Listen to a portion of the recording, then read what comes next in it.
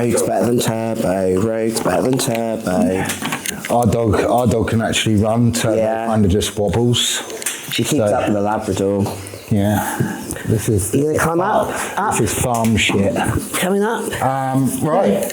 Welcome to the funny farm. I think your introduction might have been us running through rounds there with Mana. She's how many days out? 1.5 weeks. So 11 days. 10 days. 11 days. 10 days.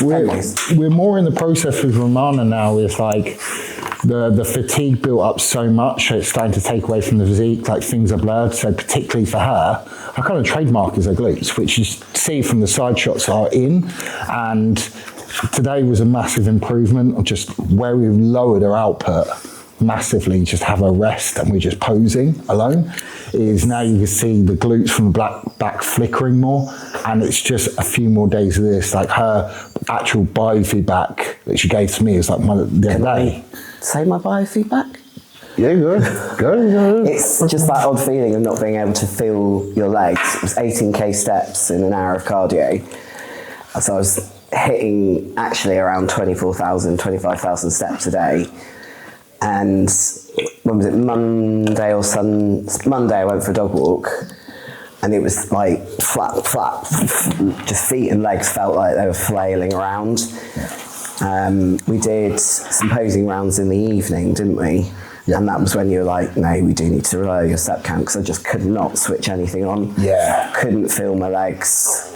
Can feel them a little bit more now, but we did our check-in video, and then, what was it, another 3 rounds? Yeah. So 4 in total? Yeah. And I could feel by the 3rd round, the rear poses, my legs were starting to fatigue.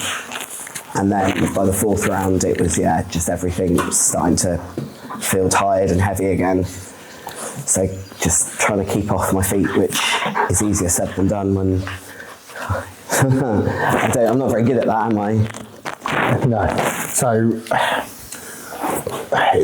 as a coach, you're like, right, is there more condition to come through because we've seen you a certain way before?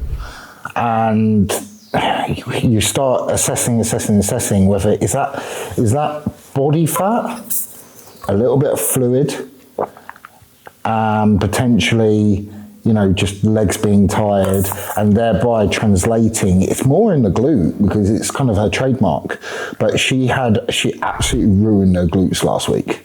Yeah. In a glute focus. It was a glute focus leg, wasn't it? Yeah, so I've been training here mostly for the last 4 weeks.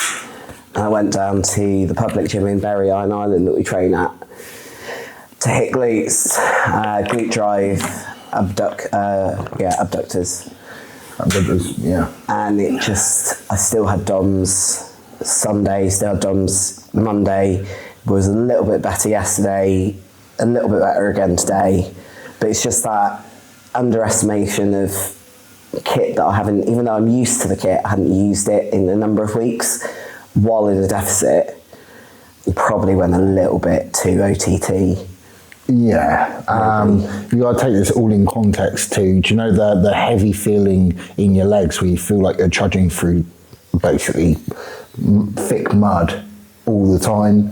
Put that in context with low sleep, low food, potentially higher stress at times.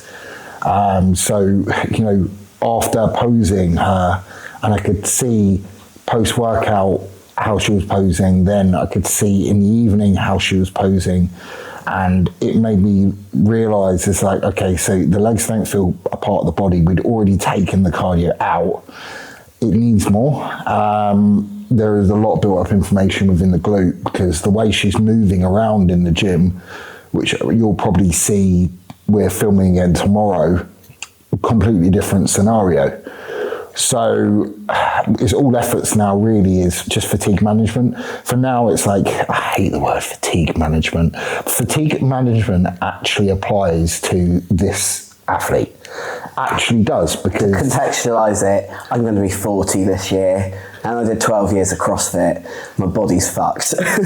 And 20 years of ambulance service, night shifts, day shifts, everything in between shifts. It builds up on the body, and the body's like, potentially, I'd say it doesn't actually feel older than it is. I just feel like you've absolutely rinsed it in that time.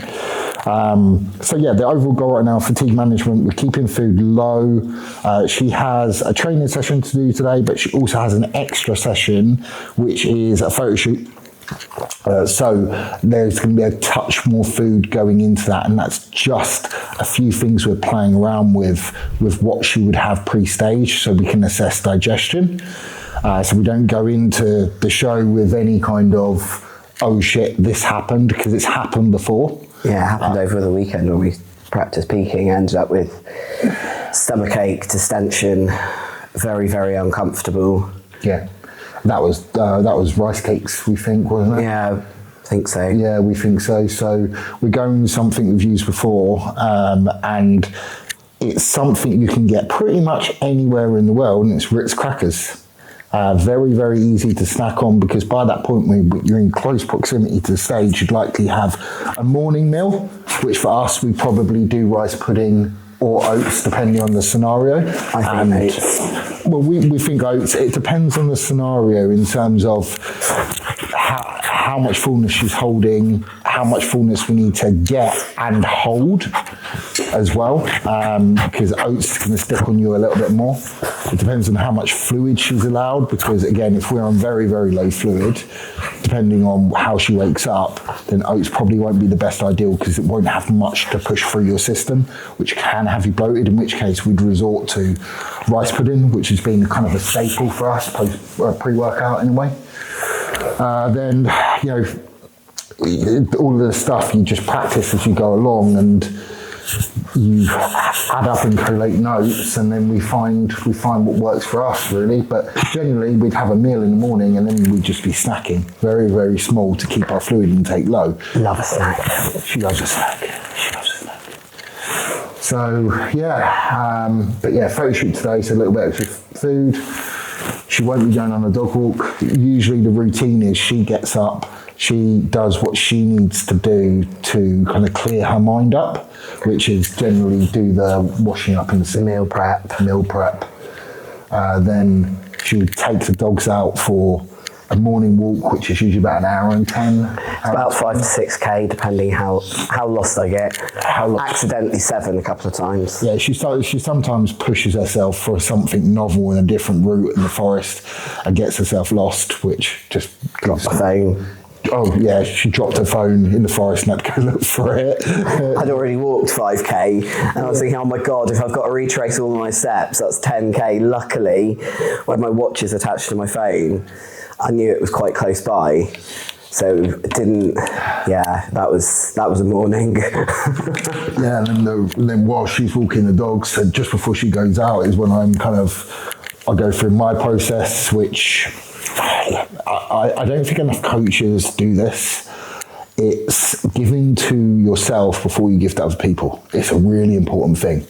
If you're not able to give to yourself, you cannot truly give to others. Okay. Stop licking. Apart from Rogue, she gives herself to everyone.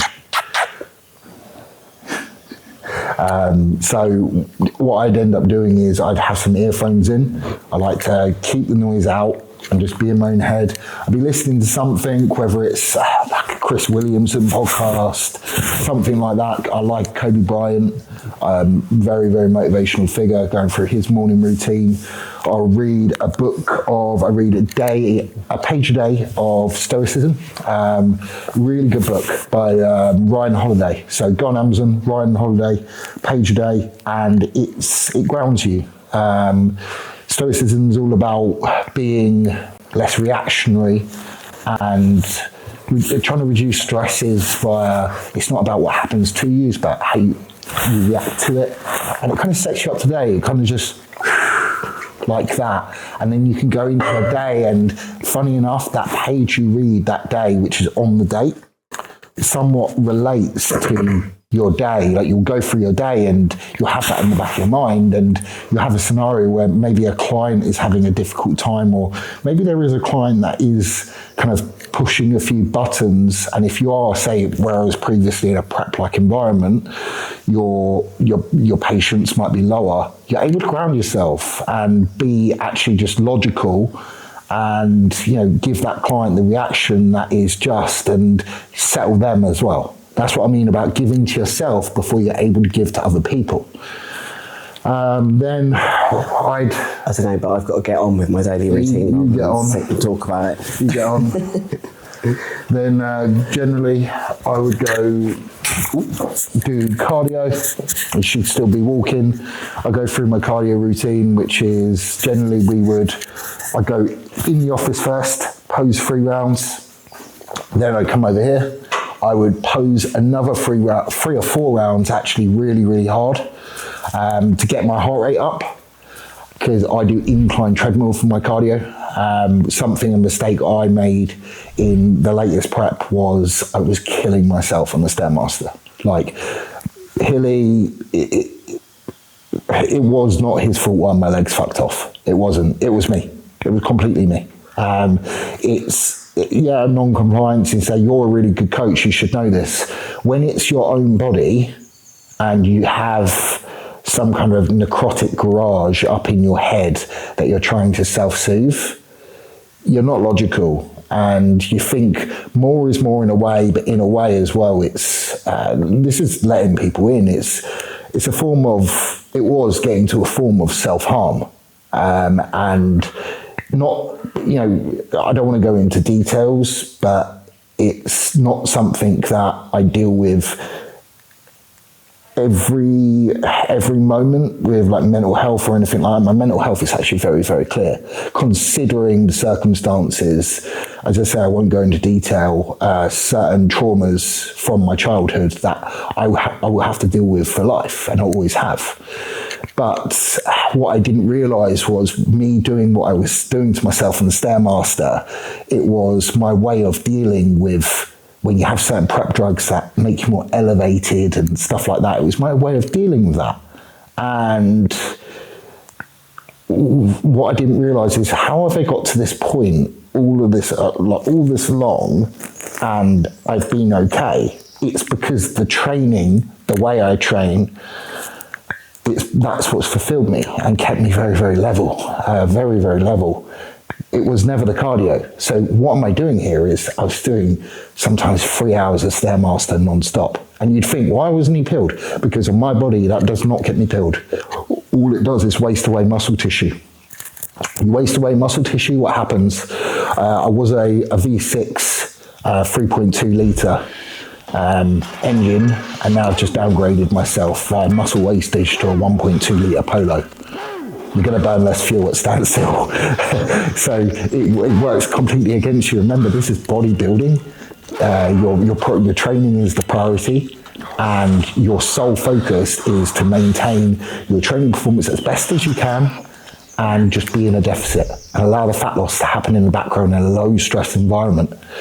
So I was overdoing cardio and potentially going hours and hours without eating as well, simultaneously. So you're going catabolic, eating away at my legs, and then in turn, that would take away from my training performance. So I found myself not being able to train the way I like to train. And now we have a real problem, like up in the brain, because again, at this point I hadn't realised, and it's so common sense, that it was always the training that was keeping me level. It was never the cardio. So I now don't have this thing that allows me to rationalise when you're on low sleep, when you're on low food, when stresses are occurring, particularly sleep. If you are on low sleep and you have, like for example, Romana has, I'm sure she won't mind me saying this because she's being very, very open about it. She has PTSD from the ambulance service. She's seen things that you can only make up in films over and over. Not just any ambulance service, but the harshest in the country in London. It's something we dealt with in 2022, took lessons from, but believe me, like if she has a really, really bad night's sleep, her ability to rationalise, although it's so much better because she's actually worked on herself, there's a rabbit hole and she didn't just jump in it. It makes things very, very hard to be logical. So in those moments where you've got low sleep, high impact on the body, you're not logical. You're not, like when you have certain things going on in the background. And what I found post-show was eventually after feeding up, reducing cardio, reducing lipolytics all out completely, and being able to actually think, and then realizing like, fuck, I still can't really train. Like, my body feels ruined. So it took ages. I tried a reps and reserve training plan to try and be optimal. And there was a back session and I did 5 sets. And I said, this is fucking boring. I'd rather not train. And I didn't train. I'd rather not, honestly. What I figured out is bodybuilding for me, it's very much to do with the training. It's what got me into it in the first place, from a kid, starting at judo, rugby, then bodybuilding. I found, and it was always, I didn't go into bodybuilding knowing I was bodybuilding. I went into bodybuilding knowing like I want to train with weights, and so fast forward now is eventually my body's kind of balanced out, weight's up quite a bit, and I feel so much better. And I've been able to rationalize, I've been able to actually put some training intensity back into my training, which I'm still accumulating now, but train the way I want to. And there was a set last week on that T-bar row that's got like fucking 7 or 8 plates on it. I come off it after and Marlon spot me, taking the set to, how I like to take the set. Like no reps in reserve, taking it fully. And I came off it and most people would be like, fuck. I came off it and I was just like calm. And that was when I realized it's the training. So efforts now and lessons learned in myself is in the illogical moments we are doing stupid shit with cardio. It's not cardio. Cardio, it was coming out with a negative outcome. It wasn't progressing the physique. It was taking away from the training. Therefore, my mind wasn't in the right place. Is you do everything to retain that training performance. So thereby, my cardio, a lot of it's posing. Because at the end of the day, on stage, what are we doing? We're posing. And you ask anyone who's performed at a high level, any pro, cardio is way, way harder than any cardio. Posing is way, way harder than any cardio. It's bloody difficult. The way you present yourself on stage makes a huge difference to your physique. In my opinion, it makes a huge difference to the way your physique comes out in terms of the details. So I'll pose in the office, pose in here hard, straight away get clothes on, get on the incline treadmill, so my heart rate's already elevated and it's low impact. And the ability that gives me is to then train my bollocks off like the way I like to. And that's where we're at. We're, for me, deep into a cruise now and just allowing my body to settle post-show. But having fun with it, trying not to get too fat, don't want to. I feel really bloody good. Like 250, it feels so good down here. So I'm hoping we keep it pretty tidy throughout the whole hell phase. And I'd like to stay here for as long as I can because I genuinely feel good. The only thing is hormonal environment. We've got a bit of an estradiol rebound in, obviously, like AI is coming out still. When you remove a Arimidex, you get a rebound there. So still dealing with that puffy face and stuff like that. But all of that will balance out, and I have no problem staying here for as long as I can. I think it's probably more conducive for my body to do that. So then next preps, you don't have to dig as hard. Anyway, that was a tangent. We got shit to do. Next up, we're going to go over the house. I need to put together a little concoction of a drink and we're going to go for a forest walk. We've got some NGLs that we're going to answer for a Q&A whilst we walk, which is generally not what I would do, but I think it's a good opportunity to talk and walk at the same time. And we'll crack on.